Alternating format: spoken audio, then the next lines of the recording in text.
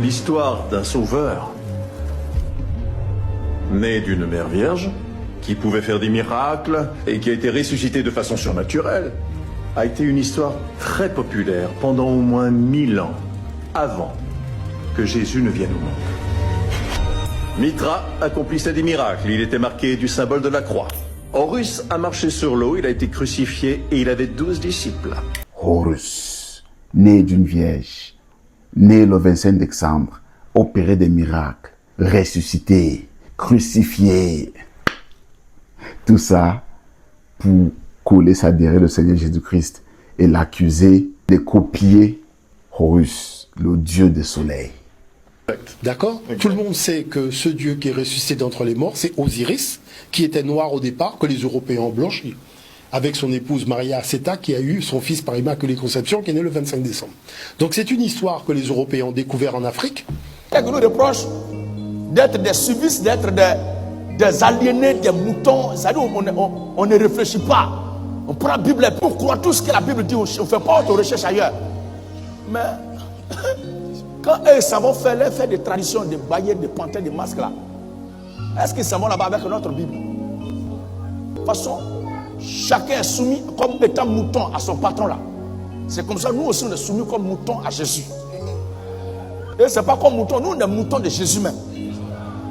Ce qui ne peut pas être autorisé ailleurs ne peut pas être autorisé ici. N'ayez pas honte. Si on dit que vous êtes des moutons, dites Amen. Jésus est Dieu, Amen. Jésus est né, Amen. Dieu naît, Amen. Dieu ne naît pas, Amen. Les Kamites aiment trop critiquer les chrétiens, ils aiment trop critiquer la Bible, ils critiquent même notre chère parole incarnée, le Seigneur Jésus-Christ. Ils disent que le Seigneur Jésus-Christ a répliqué, ou les chrétiens ont répliqué l'histoire d'Horus ou d'Osiris. Est-ce que c'est vrai? J'appelle ça simplement de l'anachronisme. Il est écrit dans la mythologie que Horus est né le 25 décembre. Et il est aussi né d'une vierge, crucifiée et ressuscitée. Mais est-ce que tout ça c'est vrai? Je vais vous montrer aujourd'hui que tout ça c'est juste du folklore, encore de l'anachronisme. Et en plus, les histoires à dormir debout. On veut comparer la mythologie à un homme qui a vécu sur cette terre. Un homme vrai. Un homme que même l'histoire nous prouve qu'il a bel et bien existé. Il est mort crucifié. Mais avant de vous expliquer, rassurez-vous que vous êtes abonné sur la chaîne Kivouté TV. Nous sommes en route pour atteindre 50 000 abonnés. Merci à tout le monde. Abonnez-vous. Ça nous aide à avancer et aussi de contredire tous ceux qui sont sur le chemin du christianisme. Comme ce que nous avons aujourd'hui. Est-ce que l'histoire de Jésus-Christ est une copie de l'histoire d'Horus? Nous allons analyser ensemble et sûrement vous allez apprendre les choses surprenantes. Horus est le dieu égyptien du soleil. Est-ce que Horus est né d'une vierge? Je vous dis déjà que non. D'après la mythologie, son père s'appelait Osiris, sa mère Isis. Donc il avait un père, il avait une mère. Déjà, ça enlève complètement le fait que les Kamites, les animistes et les ennemis du christianisme nous disent que Horus est né d'une vierge. Est-ce qu'il a accompli des miracles? Bref, vous devez d'abord savoir que tous les dieux anciens, tous les dieux de la mythologie, tous les dieux grecs, égyptiens, cananéens et tout, réclament avoir fait des miracles. Donc c'est normal déjà que tous les dieux, on dit que tous les dieux ont fait des miracles. Et pour sa mort et crucifixion, il n'y a aucune preuve. Aucun texte nous parle de sa mort par crucifixion et sa résurrection. Aucun texte nous parle de cela. C'est juste des contes, des folklore, des choses à dormir debout. Parce que déjà la crucifixion a été inventée en l'an 300 à 400 avant Jésus-Christ. Alors que Horus a vécu, d'après la mythologie, 3000 ans avant Jésus-Christ. Donc, beaucoup de contradictions. Chers frères et sœurs, vous allez me dire si réellement ça c'est un miracle d'après vous. Parce qu'ils disent qu'il a fait des miracles. Le miracle de sa naissance, le miracle de la résurrection. Je vous explique. La mythologie nous raconte que Seth était le frère d'Osiris, le dieu Osiris. Seth tua Osiris et dispersa les parties de son corps dans le Nil qui est en Égypte là-bas. C'est ainsi que la déesse Isis se lève et elle se promène un peu partout pour chercher ou pour trouver le corps de Osiris. Enfin, elle a trouvé le corps d'Osiris, mais elle a trouvé les différentes parties de son corps. Elle n'a pas trouvé toutes les parties. Elle a donc rassemblé les parties de son corps, mais il y avait des parties manquantes. Donc c'était incomplet, c'était un corps incomplet. Elle a donc rassemblé toutes les parties de son corps et c'est ça qu'ils appellent résurrection.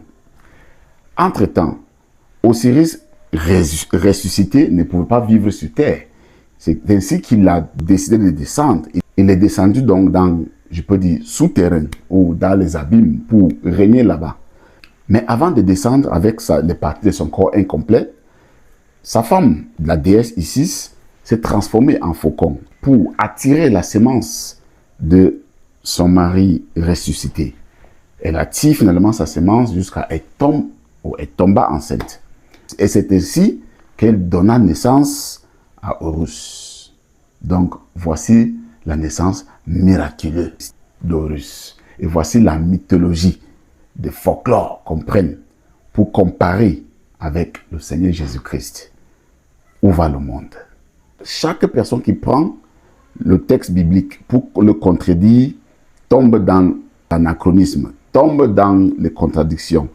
Parce que la Bible, c'est comme l'arbre central que chacun vient s'accrocher sur les branches pour prendre des parties qui lui plaisent. Mais malheureusement, quand vous faites comme ça, là, vous tombez dans le faux, dans les contes, dans les racontages et des folklores. C'est pour ça que certaines personnes n'arrivent pas à faire des miracles. Certains prophètes ne peuvent pas faire le miracle comme des vrais prophètes. Et qu'est-ce qu'ils disent? Dieu ne me permet pas de faire le miracle.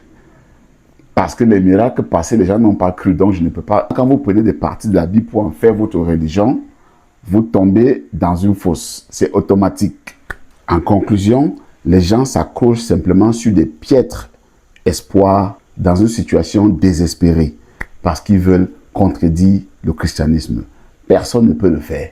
Le christianisme a été persécuté pendant si longtemps, mais aujourd'hui c'est la lumière.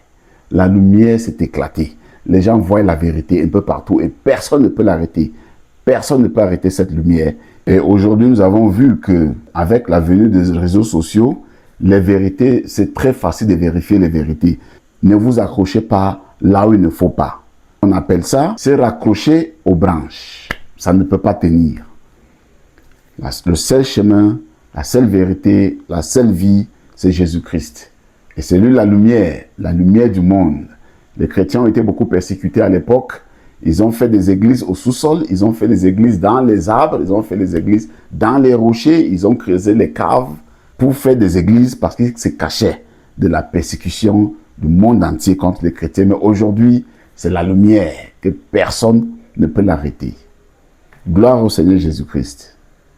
La prochaine vidéo sera sur Mithras, le dieu Mithras. Est-ce que le Seigneur Jésus-Christ est une copie de Mithras? Donc, quand ils voient Horus, ça ne tient pas, ils partent sur Mithras. De Mithras, ils partent sur Brahman. Et les Brahman, c'est-à-dire, ils se promènent un peu partout pour chercher les histoires et coller derrière le Seigneur Jésus-Christ. Ça ne colle pas, parce que nous sommes là pour les démasquer. Que tout ça, c'est du folklore, c'est des racontages, c'est du n'importe quoi, et c'est sans preuve. Merci pour votre attention, chers frères et sœurs, et à la prochaine vidéo.